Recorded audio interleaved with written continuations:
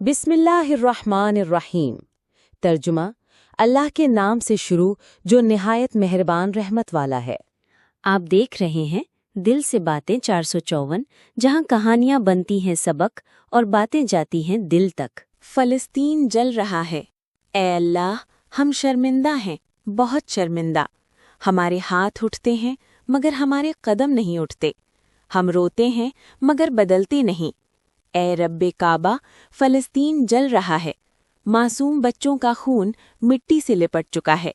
माँओं की आगोशें खाली हैं और मस्जिदों के मीनार जख्मी हैं।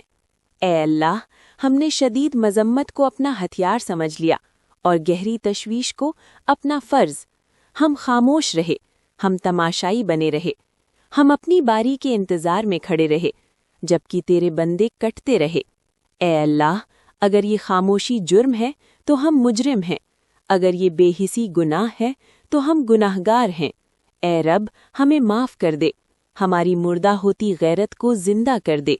हमारे दिलों में फिर से ईमान की आग रोशन कर दे। हमें सिर्फ बोलने वाला नहीं बल्कि हक के लिए खड़ा होने वाला बना दे। ए अल्लाह, फ़लस्तीन की हिफाजत फरमा, उनके ज़ख्मों पर मरहम रख, उनके शुहदा को कबूल फरमा और हमें ऐसा ना बना कि क़यामत के दिन हम तेरे सामने सिर्फ शर्मिंदगी के आंसू ही लेकर खड़े हों। आमीन या रब्बल आलमीन। अगर कहानी दिल को लगी हो तो दिल से शेयर कीजिए और हाँ, सब्सक्राइब करना मत भूलिए। मिलते हैं अगली बात में, सिर्फ दिल से बातें 454 पर।